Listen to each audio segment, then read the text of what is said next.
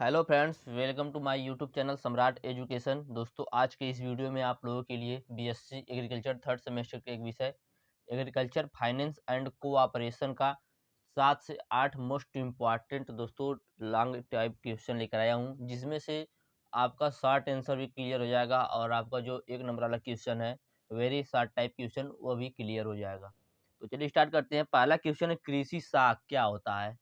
और इसके बाद देखेंगे कृषि साख का अर्थ क्या होता है। तो चलिए देखते हैं सबसे पहले कृषि साख क्या होता है। इसे क्रेडिट कहते हैं दोस्तों, क्रेडिट, एग्रीकल्चर क्रेडिट। तो कृषि साख या कृषि वित्त वह मुद्रा या पूंजी है जिसे एक किसान या ग्रामीण व्यक्ति दूसरे व्यक्तियों से अपने कार्य में खर्च, अपने परिवार के खर्च या कुटीर उद्योगों के खर्चों के लिए उधार लेता है। कृषि साख या कृषि क्रेडिट या कृषि लोन वह मुद्रा या पूंजी है जिसे एक किसान या ग्रामीण व्यक्ति दूसरे व्यक्तियों से अपने कार्य में खर्च, अपने परिवार के खर्च या कुटीर उद्योगों के खर्चे पूरा करने के लिए उधार लेता है। कहने का मतलब दोस्तों, आप किसी से उधार लेंगे, वह उधार आप लेंगे अपने कार्य के लिए, अपने परिवार के खर्च के लिए, अपने जो बिजनेस कर रहे हैं उसके लिए, तो उसी को क्रेडिट कहेंगे। अब देखते हैं आगे। अब देखेंगे दोस्तों कृषि साख का अर्थ क्या है। तो कृषि साख अंग्रेजी शब्द क्रेडिट का अनुवाद है। कृषि साख अंग्रेजी शब्द क्रेडिट का अनुवाद है। क्रेडिट शब्द की उत्पत्ति लैटिन भाषा के शब्द क्रेडो से हुई है। जो क्रेडिट शब्द है उसकी उत्पत्ति लैटिन भाषा के शब्द क्रेडिट से हुई है, जिसका अर्थ होता है विश्वास या भरोसा। विश्वास या भरोसा। तो कह सकते हैं जो क्रेडिट है उसका अर्थ होता है विश्वास या भरोसा।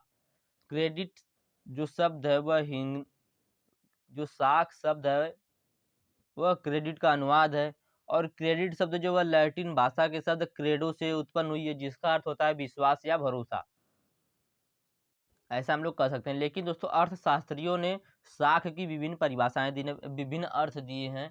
तो देखते हैं क्या है। पहला सबसे है कि व्यापार में साख अभिप्राय ख्याति से होता है, वहीं खाते में साख का अर्थ देनदारी से लिया जाता है। और अर्थशास्त्र में साख का अर्थ भविष्य में वस्तु या सेवा के भुगतान करने से होता है।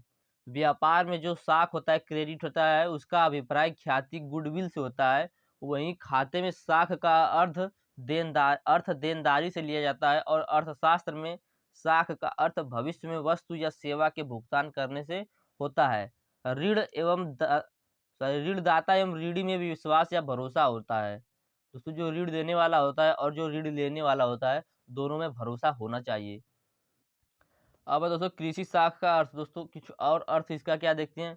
कृषि साख का अर्थ उस मुद्रा या पूंजी से होता है जिसे कृषक भविष्य में लौटाने के वायदे पर लेता है, चाहे वह पूंजी या मुद्रा फार्म के खर्च के लिए ली गई हो या परिवार के घरेलू खर्चे के चलाने के लिए ली गई हो। तो दोस्तों पहले सबसे पहले आप लोग समझिए कि कृषि साख क्या होता है। कृषि साख वो होता है जिसमें हम किसी भी व्यक्ति से या किसी से भी क्रेडिट लेंगे, साख लेंगे और उसे अपने परिवार के खर्च में, अपने कुटीर उद्योग के खर्च में, इस सभी खर्चे को पूरा करने के लिए उपयोग करेंगे। तो दोस्तों वही साख कहलाता है।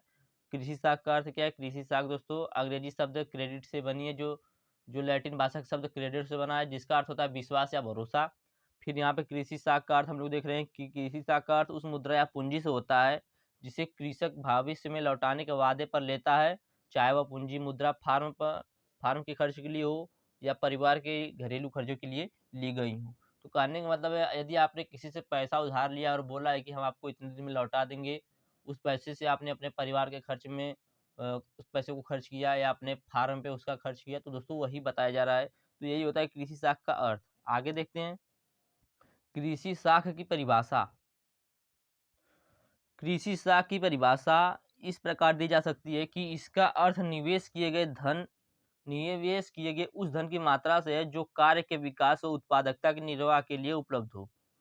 कृषि साख की परिभाषा इस प्रकार दी जा सकती है कि इसका अर्थ निवेश किए गए उस धन की मात्रा से है जो कार्य के विकास व उत्पादकता के निर्वाह के लिए उपलब्ध हो। आगे देखते हैं। अब देखेंगे दोस्तों डॉक्टर RI सिंह के अनुसार ग्रामीण साख वह मुद्रा अथवा पूंजी है जिसे एक किसान या ग्रामीण व्यक्ति अपने फार्म या परिवार अथवा कुटीर उद्योगों के खर्च के लिए दूसरे से उधार लेता है। इसको बताया है डॉक्टर आई सिंह ने। अब देखेंगे साख का महत्व क्या होता है दोस्तों। तो पहला होता है बेरोजगारी दूर करने में सहायता, दूसरा होता है कृषि में अधिक उत्पादन लेना, तीसरा होता है कृषि के अलावा अन्य व्यवसाय करने में, और चौथा होता है फार्म मशीन ट्रैक्टर इत्यादि को खरीदने में, पांचवा होता है महाजनों से छुटकारा पाने में, और छठवां होता है शैक्षिक शैक्षिक स्तर को बढ़ाने में। अब देखेंगे बैंक क्या होता है। तो बैंक एक ऐसी संस्था है जो लोगों से जमा स्वीकार करती है, मतलब डिपॉजिट लेती है, और इसके बदले साख निर्माण करके अग्रिम ऋण मतलब लोन देती है। अतः ऐसी संस्थाएं जो किसी देश के वित्तीय व्यवहार में भागीदार होती है बैंक कहलाती है। तो बैंक एक ऐसी संस्था होती है जो डिपॉजिट को लेती है और इसके बदले क्या देती है दोस्तों, लोन देती है, या उसका साख का निर्माण करके अग्रिम ऋण देती है। अतः ऐसी संस्थाएं जो किसी देश के वित्तीय व्यवहार में भागीदार होती है, बैंक कहलाता है। जैसे अब हम लोग देखेंगे बैंकिंग नियमन अधिनियम के द्वारा बैंक की क्या परिभाषा दी गई है। तो बैंक से तात्पर्य जनसाधारण से ऋण उपलब्ध करवाने अथवा निवेश के लिए जमा के रूप में धन स्वीकार करना, जिसका पुनः भुगतान मांग पर अथवा चेक या ड्राफ्ट इत्यादि द्वारा किया जाता है। अतः जमा राशि स्वीकार करना था ऋण देना या निवेश करना बैंक के दो आवश्यक कार्य होते हैं। बैंकिंग से तात्पर्य जनसाधारण से ऋण उपलब्ध करवाने अथवा निवेश के लिए जमा के रूप में धन स्वीकार करना, जिसका पुनः भुगतान मांग पर अथवा चेक या ड्राफ्ट इत्यादि द्वारा किया जाता है। अतः राशि स्वीकार करना अथवा ऋण देना या निवेश करना बैंक के दो आवश्यक कार्य होते हैं, जो जनसाधारण के धन के लेन देन में मध्यस्थ की भूमिका निभाते हैं। साथ ही वह अन्य कई सेवाएं भी उपलब्ध करवाते हैं। देखते हैं उनका कार्य क्या होता है। तो बैंक का कार्य देख रहे हैं हम लोग। बैंक यह बैंकिंग क्षेत्र की सबसे आम सेवा है। कोई भी व्यक्ति बैंक खाता खोल सकता है। इनमें बचत खाता, चालू खाता या जमा खाता कौन सा भी अकाउंट खुलवा सकता है। कोई भी व्यक्ति जो है वह बैंक खाता खोल सकता है। वह इनमें बचत खाता, चालू खाता या जमा खाता कोई भी खाता मतलब अकाउंट खुलवा सकता है। बैंक कई प्रकार के अकाउंट की सुविधाएं देती है। अब देखते हैं पहला दूसरा ऋण खाता। बैंक जनता को ऋण का भी कार्य करता है। बैंक की मुख्य कमाई लोन देना ही होता है। जो बैंक बैंक की कमाई होती है दोस्तों, वह लोन देने से ही होती है। लोन देने के बाद जो ब्याज मिलता है उसी से बैंक चलता है, वही बैंक की कमाई होती है। यह कई प्रकार का ऋण देती है। यह आवास ऋण, कार ऋण, व्यक्तिगत ऋण, शेयर के विरुद्ध ऋण और शैक्षिक ऋण आदि लोन ले सकते हैं। किससे दोस्तों? बैंक से। तो बैंक का हमने दो कार्य देखा कि बैंक में कोई भी व्यक्ति अपना खाता खुलवा सकता है, वो चाहे चालू खाता खुलवाए, चाहे बचत खाता खुलवाए, चाहे जो भी अपना खाता खुलवा सकता है। और दूसरा हमने देखा कि बैंक जनता को ऋण भी देती है, और जिससे दोस्तों बैंक का कार्य चलता है, और बैंक का मुख्य कार्य लोन देना ही होता है। आगे देखते हैं इसका और कार्य। अगला धन हस्तांतरण। बैंक विश्व में कोई भी जगह रुपए में भेज सकता है। यह ऑनलाइन बैंकिंग, ड्राफ्ट चेक तरह से रुपए भेज सकता है। मतलब दोस्तों जो बैंक होता है उससे हम कहीं भी पैसा भेज सकते हैं, विश्व में भी कहीं भी पैसा भेज सकते हैं। कैसे दोस्तों? ऑनलाइन बैंकिंग, ड्राफ्ट चेक, इस तरह की सुविधा के साथ। अगला है क्रेडिट और डेबिट कार्ड। सभी बैंक के अपने ग्राहकों को क्रेडिट कार्ड देता है, जिससे उनको आसानी हो। क्रेडिट कार्ड क्या होता है दोस्तों? क्रेडिट कार्ड से लोन लिया जाता है, मतलब बैंक से पैसा उधार लिया जाता है। और जो डेबिट कार्ड होता है वह क्या होता है? वह जो होता है उसमें से पैसा निकाला जाता है। मतलब कहने का यह कि डेबिट कार्ड जो हम अपने अकाउंट में पैसा रखे रहेंगे उसको निकालेंगे डेबिट कार्ड से, और जो क्रेडिट कार्ड होता है उससे हम लोग बैंक से पैसा लेंगे, बैंक से उधार लेंगे। तो आप लोग क्रेडिट कार्ड और डेबिट कार्ड भी जानते रहिए। तो क्रेडिट और डेबिट कार्ड सभी बैंक अपने ग्राहकों को क्रेडिट कार्ड देती है, जिससे उनको आसानी हो। या इन कार्ड की मदद से कहाँ पे पेमेंट कर सकते हैं। जब से यह कार्ड शुरू हुए हैं, जब से व्यक्ति कैश बहुत कम अपने पास रखने लगे हैं। जब से दोस्तों ये डेबिट कार्ड और क्रेडिट कार्ड शुरू हो गए, तब से व्यक्ति अपने पास बहुत कम कैश रखने लगे हैं। अब ऑनलाइन की सुविधा हो गई तो बहुत कम लोग कैश भी रख रहे हैं। अगला है पांचवा पॉइंट, लॉकर सुविधा। अधिकांश बैंकों के पास लॉकर सुविधा उपलब्ध होती है, जिसमें ग्राहक अपने महत्वपूर्ण दस्तावेज या कीमती वस्तु इनमें रख सकता है, जिनमें ये सुरक्षित है। वर्तमान में यह लॉकर सुविधा इस्तेमाल करने लगे हैं। तो दोस्तों जो लॉकर सुविधा होती है वह सबके लिए होती है। तो बहुत से बैंकों में लॉकर सुविधा भी होती है, जिसमें आप अपना कीमती सामान कुछ भी रख सकते हैं, मतलब सोना चांदी पैसा कुछ भी रख सकते हैं। तो जिसका देख रेख बैंक करेगा, यदि उस पर कुछ नुकसान होता है तो वो अब बैंक के ऊपर नुकसान का भरपाई करना पड़ेगा। आगे देखते हैं कृषि वित्त। कृषि वित्त क्या होता है? कृषि वित्त ग्रामीण विकास एवं कृषि संबंधित गतिविधियों से जुड़े कार्यों के संपादन से संबंधित ऐसी वित्त व्यवस्था है जो उसकी आपूर्ति, थोक वितरण, प्रसंस्करण और विपणन के वित्त पोषण के लिए समर्पित एक विभाग के रूप में जाना जाता है। जो कृषि वित्त होती है, क्या होती है वो?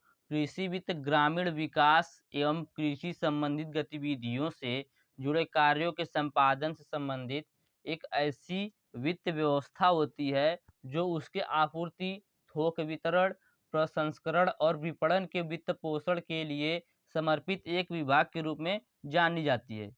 आगे देखते हैं कृषि ऋण की आवश्यकताओं को निम्नलिखित तथ्यों के आधार पर निर्धारित किया जा सकता है। जो कृषि ऋण होती है उसकी आवश्यकताओं को निम्नलिखित तथ्यों पर निर्धारित किया जा सकता है। पहला है समय के आधार पर, दूसरा है उद्देश्य के आधार पर। कृषि ऋण में दोस्तों पहला समय के आधार पर, दूसरा उद्देश्य के आधार पर। आगे देखते हैं समय के आधार पर। समय के आधार पर किसानों के ऋण आवश्यकताओं को निम्न रूप में वर्गीकृत किया जा सकता है। पहला है लघु अवधि।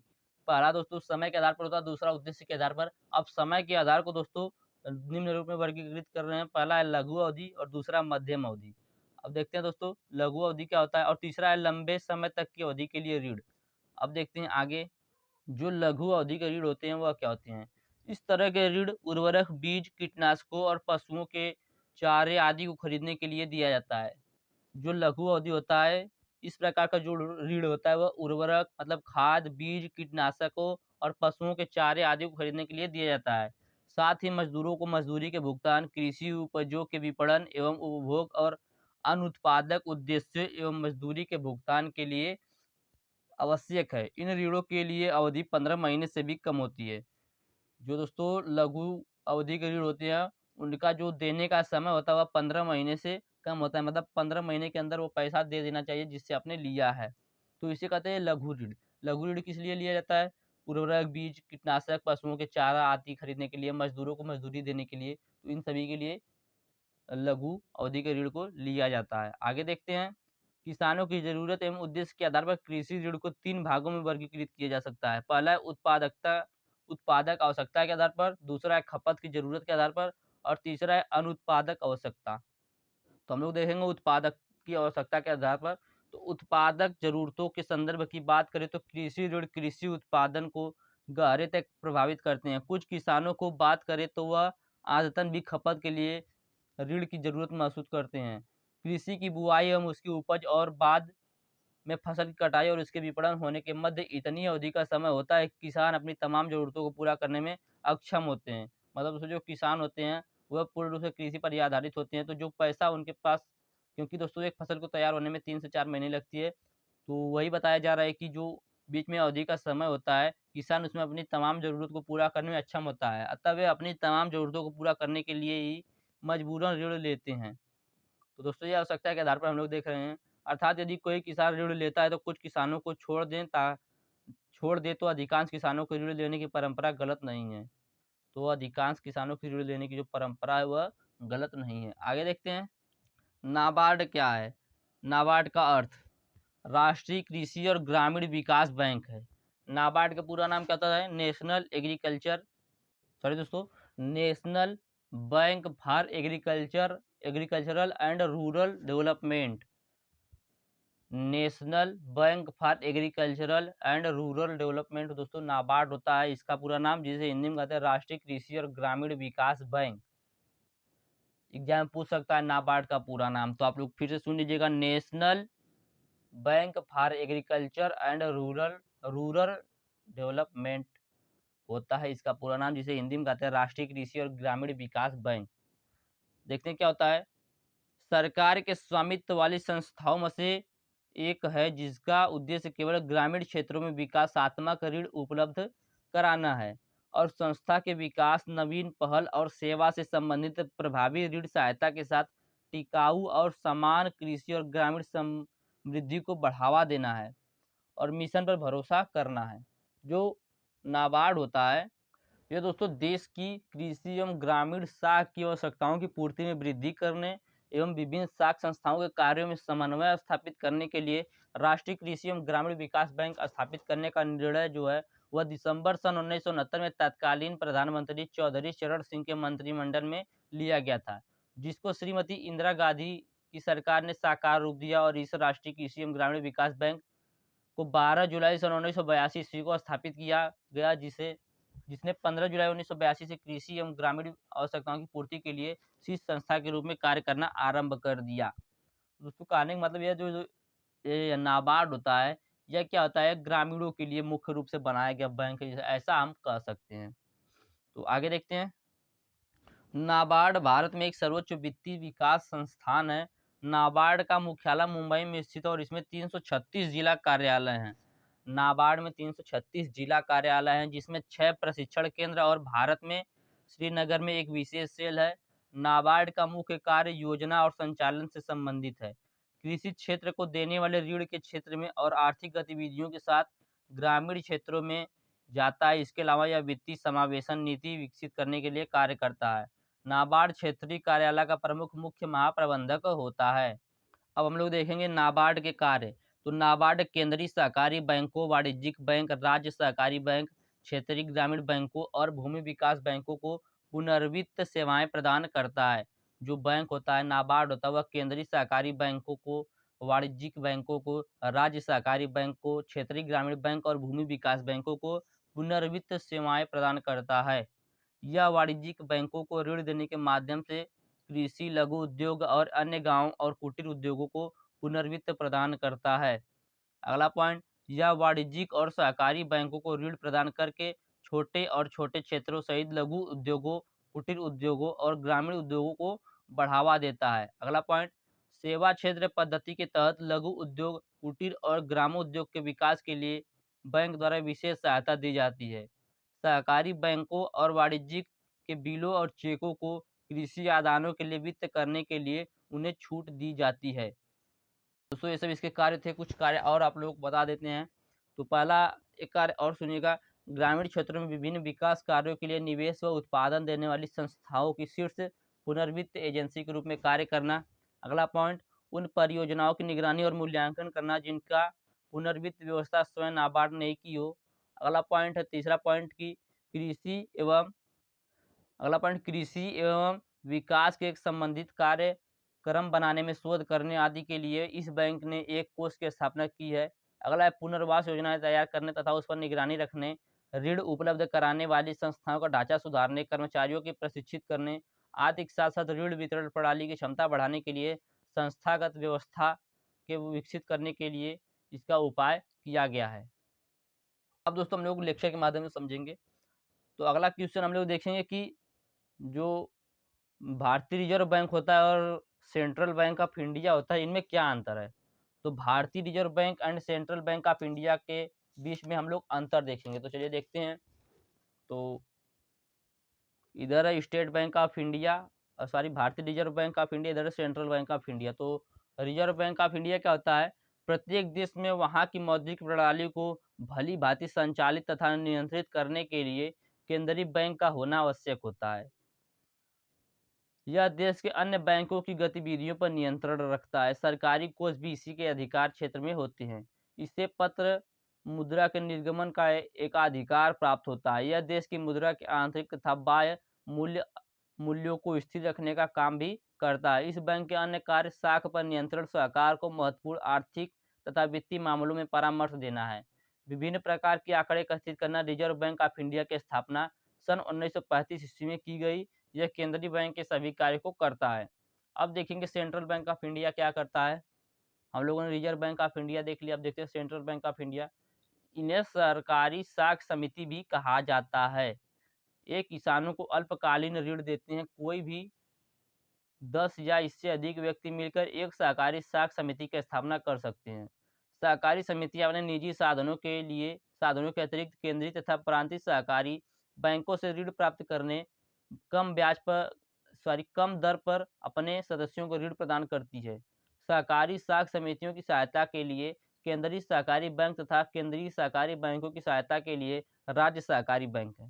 दोस्तों जो सहकारी साख समिति की सहायता करने के लिए कौन सा बैंक है? केंद्रीय सहकारी बैंक। और केंद्रीय सहकारी बैंक की सहायता करने के लिए राज्य सहकारी बैंक है। सहकारी साख समितियां या बैंक के सदस्यों का दायित्व सीमित होता है तथा इन पर प्रांतीय सरकार का नियंत्रण भी होता है। अगला क्वेश्चन दोस्तों हम लोग देखेंगे किसान क्रेडिट कार्ड क्या होता है, उससे आप क्या समझते हैं? तो समझते हैं किसान क्रेडिट कार्ड को। किसानों को समय पर एवं पर्याप्त अल्पकालीन ऋण मिलता रहे, इसके लिए सन 1998 से 99 में किसान क्रेडिट कार्ड योजना शुरू की गई थी। किसानों को समय पर पर्याप्त अल्पकालीन ऋण मिलता रहे, इसके लिए सन 1998 से 1999 में किसान क्रेडिट कार्ड की योजना शुरू की गई थी। दोस्तों इसमें से एक नंबर वाला क्वेश्चन भी आप लोगों का बन सकता है, पूछ देगा कि किसान क्रेडिट कार्ड योजना कब शुरू की गई थी? तो सन 1998 से सन 1999 में किसान क्रेडिट कार्ड योजना शुरू की गई थी। सहकारी बैंकों, केंद्रीय ग्रामीण बैंकों और व्यापारिक बैंकों ने कुल मिलकर 30 सितंबर 2004 तक 435.6 लाख कार्ड जारी किए। सहकारी बैंक, केंद्रीय ग्रामीण बैंक और व्यापारिक बैंक ने कुल मिलाकर 30 सितंबर 2004 तक कितने कार्ड जारी कर दिए दोस्तों? 435.6 लाख कार्ड, इतने कार्ड उन्होंने जारी किए। और किसान क्रेडिट कार्ड योजना एक निरंतर चलने वाली योजना है जिसका उद्देश्य अल्पकालीन फसल ऋण जारी करने में पारंपरिक प्रणाली को धीरे धीरे समाप्त करना है। इस योजना के अंतर्गत बांटे गए ऋणों को कृषि बीमा योजना के अधीन लाया गया है। जो यह योजना होती है, इस योजना के अंतर्गत जो ऋण बांटा जाता है उसे कृषि बीमा योजना के अधीन लाया गया है। तो दोस्तों यह हो गया किसान क्रेडिट कार्ड योजना। तो किसान क्रेडिट कार्ड क्या होता है, कब इसकी शुरुआत हुई थी? तो सन 1998 सन 1999 में किसान क्रेडिट कार्ड योजना शुरू की गई थी। सहकारी बैंक, केंद्रीय ग्रामीण बैंक और व्यापारिक बैंक ने कुल मिलकर 30 सितंबर 2004 तक 435.6 लाख कार्ड जारी किए। किसान क्रेडिट कार्ड योजना निरंतर चलने वाली योजना है जिसका उद्देश्य अल्पकालीन फसल ऋण जारी करना, पारंपरिक प्रणाली को धीरे धीरे समाप्त करना। इस योजना के अंतर्गत जो ऋण बांटा जाता है वह कृषि बीमा योजना के अधीन लाया गया है। अब देखेंगे लीड बैंक क्या होता है। लीड बैंक किसे कहते हैं? तो इस योजना की स्थापना सन 1969 में हुई। लीड बैंक जो होता है वह क्या होता है, यह योजना जो होती है इसकी जो स्थापना सन 1969 में हुई। इसके अंतर्गत प्रत्येक राष्ट्रीयकृत बैंक को अपने निर्धारित क्षेत्र के विकास के लिए अग्रणी बनाने की योजना है। इस योजना के अंतर्गत मुख्य कार्य अन्य बैंक व वित्त संस्थाओं के कार्यों व नीतियों का सामंजस्य स्थापित किया जाता है। इसका कार्य क्या होता है दोस्तों? इसका लीड बैंक का कार्य क्या होता है? वह अपने क्षेत्र में समयबद्ध बैंक शाखाओं के विस्तार का प्रोग्राम बनाए। जो लीड बैंक होता है वो बहुत से बैंकों का लीडर होता है। लीड का मतलब दोस्तों लीड करना, मतलब लीडर। जैसे कुछ बैंक हैं आपके डिस्ट्रिक्ट में, उन सभी को एक बैंक लीड करेगा तो उसी को कहा जाता है लीड बैंक। तो क्या होता है इसका कार्य? अपने क्षेत्र में कि अपने क्षेत्र से समयबद्ध बैंक शाखाओं के विस्तार का प्रोग्राम बनाना।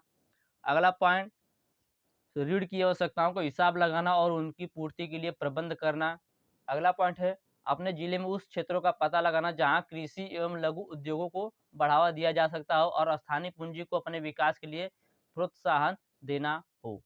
अब दोस्तों हम लोग बहुत इंपॉर्टेंट देखेंगे जो साख होती है, 5P क्रेडिट क्या होती है और 3R क्रेडिट क्या होती है, इन सभी को हम लोग देखेंगे। तो सबसे पहले देखेंगे साख की 5P क्रेडिट से आप क्या समझते हैं।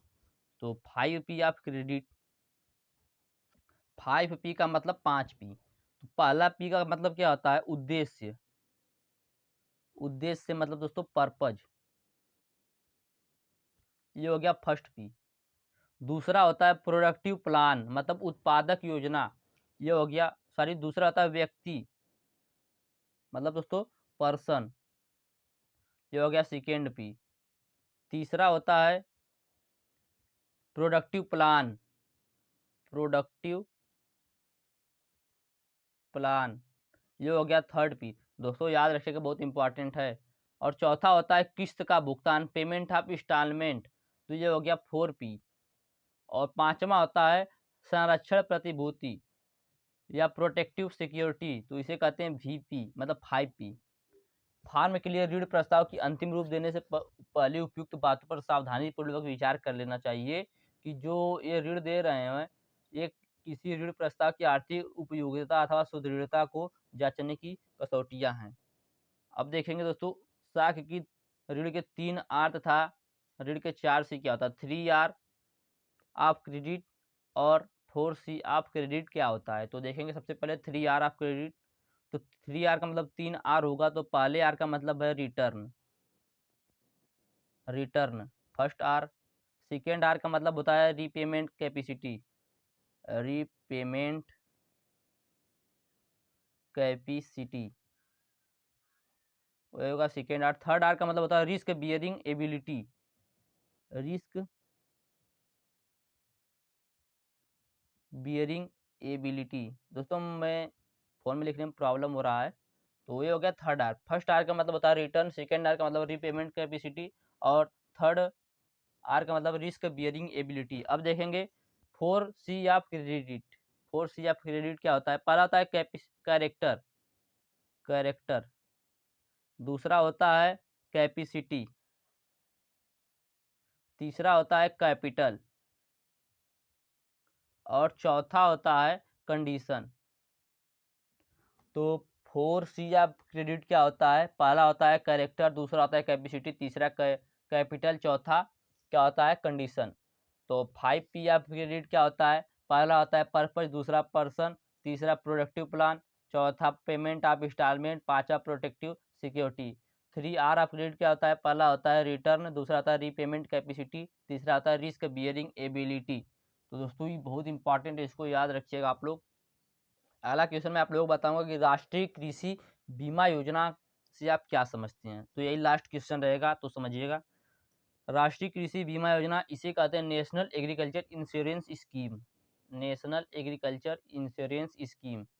देश में सर्वप्रथम फसल बीमा योजना परीक्षण के तौर पर सन 1973 से 1984 ईस्वी तक चलाई गई थी।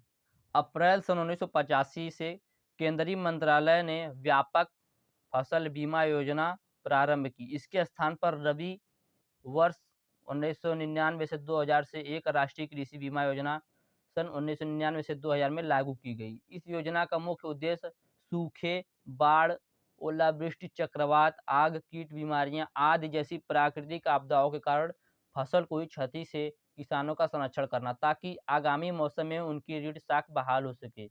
यह योजना ऋणग्रस्तता पर ध्यान दिए बिना सभी किसान के लिए उपलब्ध है। वर्तमान में यह योजना 23 राज्यों तथा 2 केंद्र शासित क्षेत्रों में लागू की गई है। तो दोस्तों कहने का मतलब जो फसल बीमा, राष्ट्रीय कृषि बीमा योजना होता है, वो क्या होता है। यह होता है दोस्तों, बीमा का मतलब ये होता है कि हमारी जो फसल है, उस फसल को यदि कोई भी नुकसान हो गया, नुकसान होने का मतलब जैसे बाढ़ से नुकसान हो गया, आग लगने से नुकसान हो गया और किसी कीट ने उसके ऊपर फसल के ऊपर प्रहार कर दिया, तो दोस्तों इन सभी से यदि हम लोगों की फसल को कोई नुकसान होगा, तो उसकी जो भरपाई वो सरकार करेगी। मतलब उसका जो बीमा होता है फसल का, वो सरकार उसका लिए पैसा दे। क्यों ऐसा करें, क्योंकि दोस्तों ऐसे किसानों का मनोबल कम नहीं होगा, किसानों का मनोबल बढ़ेगा। तो दोस्तों इसके लिए राष्ट्रीय कृषि बीमा योजना को बनाया गया था। दोस्तों एक क्वेश्चन और था, मैं बताना भूल गया। तो अगला क्वेश्चन, कैश बुक क्या होता है, रोकड़ बही क्या होता है। दोस्तों बहुत ही इंपॉर्टेंट है और बहुत बार लगातार एग्जाम पूछता है। तो रोकड़ बही क्या होता है। कैश संबंधी लेन देन को प्रतिदिन का एक विशेष पुस्तक में लिखा जाता है। जो भी आप कैश से संबंधी लेन देन करते हैं, जैसे आपने पैसा लिया, उससे आपने कुछ सामान खरीदा, जैसे मान लिया आपने पेन, कापी खरीदा, तो दोस्तों इन सभी को एक कॉपी में लिखा जाता है। तो वही बताया जा रहा है कि कैश संबंधी सभी लेन देन को प्रतिदिन एक विशेष पुस्तक में लिखा जाता है, जिसे हम कैश बुक कहते हैं। जब व्यापार में रोकड़ा लेन देन की संख्या अधिक होती है, तो ऐसी दशा में इस लेन देन को पहले जनरल में लिखाना चाहिए तथा फिर लेजर में लिखना चाहिए, कठिन हो जाता है। जब लेजर में लिखना दोस्तों क्या होता है, कठिन होता है। इस कठिनाई को दूर करने के लिए इन लेन देनों को डायरी से सीधे रोकड़ बही में लिख देते हैं। इस प्रकार रोकड़ बही लेजर के कैश अकाउंट का एक रूप है। इसी व्यवस्था में लेजर में कैश अकाउंट नहीं खोला जाता। दोस्तों कैश जो कैश बुक होता है वह क्या हो गया, कैश बुक होता है वह दोस्तों जिसमें कैश से संबंधित लेन देन को प्रतिदिन एक विशेष पुस्तक में लिखा जाता है, जिसे कैश बुक कहते हैं। जब व्यापार में रोकड़ लेन देन की संख्या अधिक होती है, तो ऐसी दशा में इन लेन देन को जनरल में लिखा जाना चाहिए और फिर लेजर में लिखना कठिन होता है, इसलिए क्या कहता है, इसे डायरेक्ट डायरी से रोकड़ बही में लिख देते हैं। इस प्रकार रोकड़ बही जो होती है वो लेजर के कैश अकाउंट पर एक ही रूप में ऐसी व्यवस्था में कैश अकाउंट को नहीं खोला जाता। तो यही होता है क्या, रोकड़ बही या कैश बुक। तो दोस्तों उम्मीद करते हैं हमने आप लोगों को जितना बताया समझ में आया होगा। यदि वीडियो अच्छा लगा तो वीडियो को लाइक कर दीजिएगा, चैनल को सब्सक्राइब कर दीजिएगा। धन्यवाद। जय हिंद।